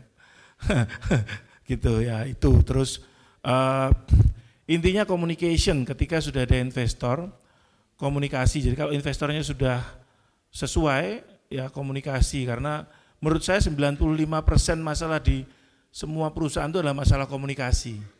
Ya bilang aku sayang kamu pakai nada tinggi itu jadi bisa salah gitu. Gitu. Jadi itu sih mungkin apa ya yang saya ini dan ya komunikasi sih paling itu yang harus kita latihan juga sebagai founder. Ya kita tuh pengennya gini dan tuh sampein aja dari awal. Kita harus tahu map kita. Itu mungkin tambahan dari saya. Thank you. Oke, mungkin tambah juga dari saya. Bisa untuk melakukan structuring di pendanaannya saat pembuatan term sheet-nya, karena share itu tidak diciptakan setara. Ada share yang ownership, ada share yang voting. Jadi bisa jadi ownership-nya cuma 20% tapi voting power-nya di atas 50%. Dan itu yang dilakukan Mark Zuckerberg di Facebook. Jadi walaupun dia dari sisi ownership-nya bukan majority, cuman di perusahaan dia dictatorship. Dia punya voting power yang powerful. Itu tambahannya. Nah ini tadi pertanyaan terakhir ya, jadi teman-teman di belakang yang belum sempat bertanya, mohon maaf soalnya udah mau maghrib gitu kan. Cuman sebelum ditutup nih acaranya nih, karena ini kan perfect pitch ya. Nah aku pengen dengerin nih, penasaran nih, ini kan dari Mas Auf sama Mas Wilson untuk 3-minute pitching ya. Ngasih tahu nih ke teman-teman kayak gimana nih cara pitching ya. Belum persiapan nggak apa-apa ya, Chief Bullshit Officer bisa ya. Gitu ya. Kepeannya boleh disiapkan dulu atau mau Mas Wilson dulu yang mulai gitu kan. Oke, Mas Auf dulu. Oke, silakan Mas Auf untuk menunjukkan kayak gimana 3-minute pitching. Teman-teman mohon tenang ya, jangan mengganggu, yang punya kekuatan, punya ini tolong jangan diganggu ya. Oke, silakan Mas Auf. Ya, ini boleh diminitin ya, tapi ini udah usang ya, pitch saya udah usang waktu itu saya pitching ke Astra dan kita malah di situ saya memang nggak nyari funding tapi cari partnership gitu. Oke, tolong dimulai. Hello everyone, my name is Auf, co-founder and CMO of Kiriminaja.com, a logistic aggregator and supply chain enabler. Have you experienced buying stuff online using cash on delivery method? If you haven't, I would like to tell you how big COD market is in Indonesia. In 2020, when we started Kiriminaja, total addressable market of e-commerce transaction is about 261 trillion rupiah. 73% transaction using COD method. And at 2021, the TAM is 440 trillion rupiah with 83% transaction using COD method. COD causing a lot of problem, especially for seller that using COD method outside the marketplace. Usually, if a user uses 3PL, they have to wait about 14 days to get their money from COD transaction. Yeah. For example, if we have order from our buyer today, at 7 of February, we send using 3PL or logistic using COD method and arriving at 10 of February, buyer pay to the courier, we will receive our payment at 24 of February. In Kiriminaja, we have two options. The money will be transferred to the user account right after the buyer paid to the courier, or they can draw 50% of the money when the courier picks up the product. That's what sets Kiriminaja apart from other solutions in the market. Even now, we have working capital program for our user without any interest, without any collateral. Kiriminaja is designed specifically to tackle this problem. We have assembled a team of experts, including Mr. Budi Satria Isman, former Coca-Cola Indonesia director, and Mr. Johari Zain, founder of GNE Express, and Paxel as our commissioner. And Kriminaja right now have 200 employees. We have reached GTV billion rupiah in 2021 and growth about 811% in 2022. We landed billion rupiah GTV at the end of 2022. We now have 200,000 users all across Indonesia, start from SMEs, government, and national brand. iBit, one of Astra company, also using Kriminaja. Our target in 2023 is rupiah GTV. From March until now, we have already made a profit. However, because the market size is really big, we cannot do all this all alone. Through this event, we are proposing to all the judges, we can collaborate with Astra. We are looking investment million US dollar for share. We will use it as fund for fulfillment, mini hub, and experience store. Thank you for listening to my brief pitch. I am ready to answer questions and discuss further about Kriminaja.com. Let's together create a better future. Big applause. Ini beneran ya, kita nggak staging ya tadi ya. Aku tadi bener-bener nodong minus banget ya. Jadi ini lumayan meyakinkan ya. Mbak Jesselyn mau invest, Mbak Jesselyn real.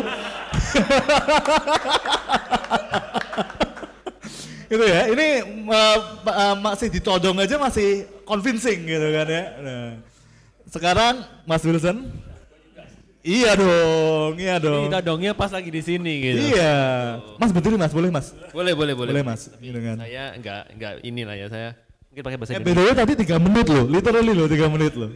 Top, keren.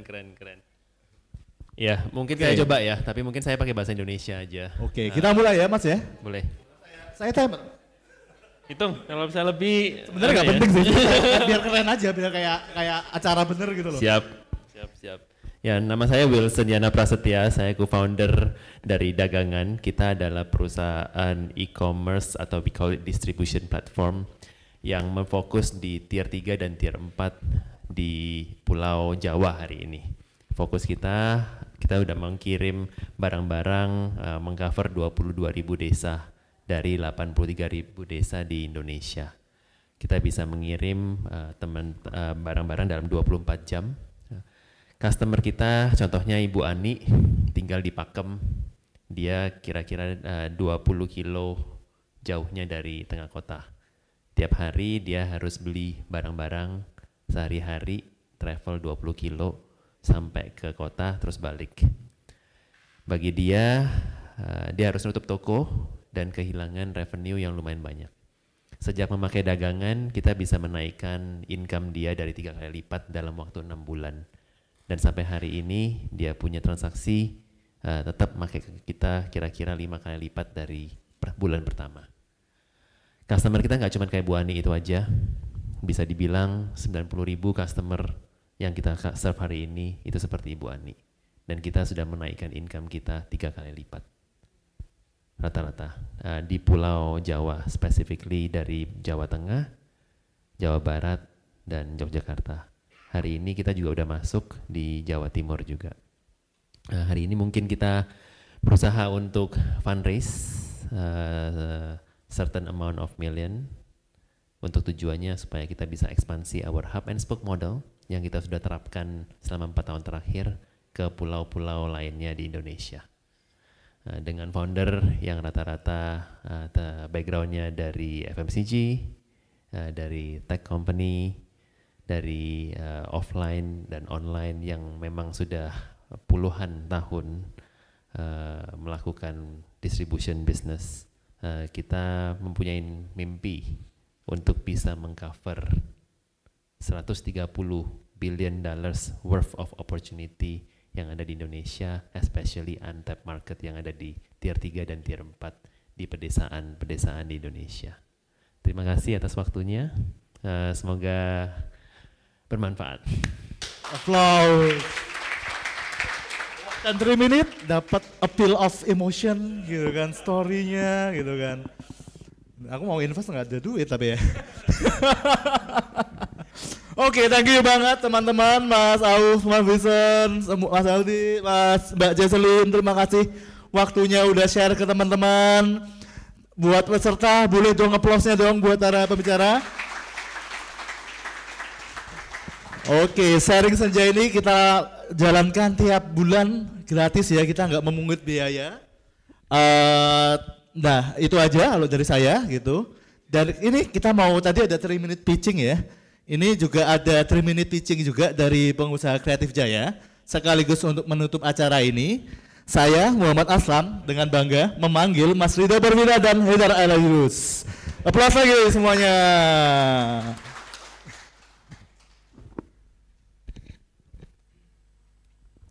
Assalamualaikum warahmatullahi wabarakatuh. Waalaikumsalam warahmatullahi wabarakatuh. Terima kasih Bapak-Bapak udah mengisi acara sharing senja hari ini. Benar tadi kata Mas Aslam, kita upayakan bisa setiap bulan ngadain sharing senja lagi.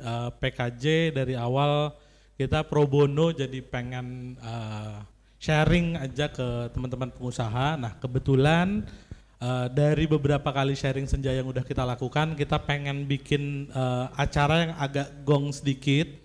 Namanya Meet the Investor. Meet the Investor itu berbayarnya juga karena PKJ tetap kembali ke pro bono, jadi cuma untuk ngebiayain acaranya. Nah mungkin acaranya bisa di acara yang kita pengen buat itu namanya Meet the Investor. Kita pengen bawa banyak venture capital, angel investor atau funding dari kota-kota besar ke Jogja, terutama Jakarta. Hal yang paling kita pengenin adalah kita tuh ngerasa bahwa orang Jogja itu nggak bisa punya privilege sama kota-kota besar kayak di Jakarta contohnya. Jadi banyak banget orang yang pengen stay di Jogja dengan gaji Jakarta.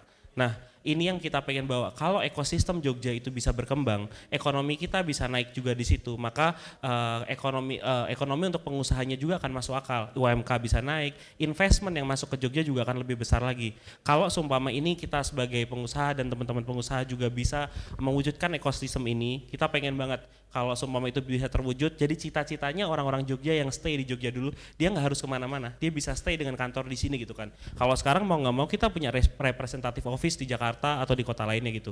Nah itu yang kita pengen bawa, karena Jogja kita rasa bahwa kita punya potensi yang cukup besar, kita punya supply yang cukup besar juga gitu kan, orang kreatif juga banyak. Yang kita butuhkan adalah ekosistemnya, yang kita butuhkan adalah pengetahuan-pengetahuan dari teman-teman yang udah pernah dapat funding ataupun dari venture capitalnya. Jadi kita ingin bawa itu ke Jogja. Emang jelas tadi kata Mas Edo, sebenarnya asosiasi PKJ itu kita emang non profit apapun gitu kan. Nah karena untuk acara ini besok di tanggal 3 Maret kita pengen datengin sebanyak-banyaknya venture capital untuk datang ke Jogja gitu kan, bisnis investor juga gitu kan, siapa aja. Nah ntar kita pengen itu emang mau nggak mau kita harus berbayar karena kita harus butuh tempat dan segala macam, karena asosiasi ini juga tidak pernah dipungut biaya sama sekali gitu kan. Nah sebenarnya yang kita harapin adalah sebenarnya ekosistemnya bisa jalan. Nah kalau ekosistemnya bisa jalan itu akan sangat-sangat menaikkan ekonomi Jogja. Nah acara itu emang kita pungut biaya sih. Ya. Nah di acara itu nggak cuma ada seminarnya juga, ada seminar dari venture capital ya gitu kan, dari pebisnis iya gitu kan. Kita juga ada acara speed dating. Speed dating itu jadi buat teman-teman semuanya yang punya bisnis, yang pengen ketemu langsung sama venture capitalnya atau mau langsung pitching di sana, kita ada waktunya kita sediain di sana dengan limitednya 50 ya. 50. Slotnya 50 gitu. Slotnya 50. Jadi yang masuk ntar kita akan kerjasama dengan SDG untuk kurasi gitu kan, dan para venture capital untuk kurasi ntar siapa aja yang bisa masuk, ntar untuk bisa langsung ke speed dating di sana sih, di situ. Ya jadi emang pain awalnya adalah teman-teman pengusaha di Jogja, terutama yang startup yang butuh pendanaan mesti ke Jakarta. Tadi kita tahu juga kalau berkali-kali ke Jakarta terus bertemu dengan venture capital yang bolak-balik belum tentu bisa hari ini, belum tentu bisa minggu depan. Nah kita balik bagaimana kalau venture capitalnya yang datang ke Jogja dan teman-teman yang nanti daftar dan lolos kurasi itu bisa langsung speed dating, bisa langsung komunikasi, bisa langsung ngobrol, bisa langsung nyari tahu apa ya detail fetish investmentnya tuh apa. Dan juga ada rangkaiannya juga hari ini, salah satu rangkaiannya sebelum acara juga ada satu rangkaian lagi sekali, gimana cara bikin pitch decknya nanti akan dibimbing sama teman-teman gitu menuju ke hari H-nya. Nah harapannya ada pengusaha-pengusaha atau teman-teman startup yang lolos itu bisa mulai interaksi langsung, mungkin tadi bisa belajar langsung. Kita tahu Mas Auf dan Mas Wilson mungkin harus bolak-balik saat itu ke Jakarta. Sebaliknya kita itu manggil ke sini, jadi mestinya udah disiapkan jauh lebih mudah gitu buat teman-teman langsung pitching di situ ya. Dan ini juga kita inisiasi dari PKJ, tapi kita kolaborasi sama banyak komunitas juga, termasuk Indigo, KSJ, HIPMI, Kadin, segala macam. Kita kolaborasi itu karena nggak semua komunitas itu juga paham tentang teknologi. Sedangkan banyak tadi kalau mungkin dijelasin sama Mbak Jesslyn, emang itu bisa ke semua sektor bisnis gitu kan. Mungkin teknologi adalah salah satu yang bisa mengontrol itu semua. Jadi harapan kita dengan kita kolaborasi dengan banyak komunitas gitu kan, kita bisa sharing knowledge antar community juga, di mana saat kita meet investor kita udah mulai siap gitu kan. Nah makanya kita ada acara roadshow to meet the investor yaitu sekarang, dan kita harusnya ada satu lagi nanti di bulan ini gitu kan. Jadi teman-teman tadi juga ada titipan dari Bapak Aslam juga gitu kan, bahwa kalau teman-teman pengen tetap tahu update informasinya bisa follow Instagramnya Pengusaha Kreatif Jaya gitu kan, atau kalau antar community pun juga kita juga bisa masuk ke komunitas info di PKJ juga gitu kan. Jadi kita sangat welcome karena kita pengen kolaborasi sama banyak community di sini. Harapannya sama, semua saat kita ketemu ada initial meeting dengan para community lain di sana, harapannya ini sama karena kita pengen naikin ekonomi Jogja sih. Itu ya, Mas ya. Untuk harga tiket di acara tanggal 3 Maret itu per orangnya 200.000, tapi kalau nanti pulang ini bisa ngedaftar di depan, nanti PIC-nya mungkin Mbak Aslam itu cuma 100.000 per orang. Mbak Laras, sorry. Apa? Aslam, iya, suka kebalik di pon buku soalnya. Aslam bacarnya ya. Sorry. Mbak Laras, itu 100.000 per orang khusus buat hari ini doang. Besok udah naik lagi. Jadi kita agen properti betul ya? Kita agen properti. Setelah long weekend dia harganya naik soalnya. Jadi mungkin bisa ngedaftar itu dengan kesempatan networking tadi, speed dating dengan seminar ada 3 kali. Di 3 Maret itu 3 kali seminar yang langsung diisi sama visi-visinya.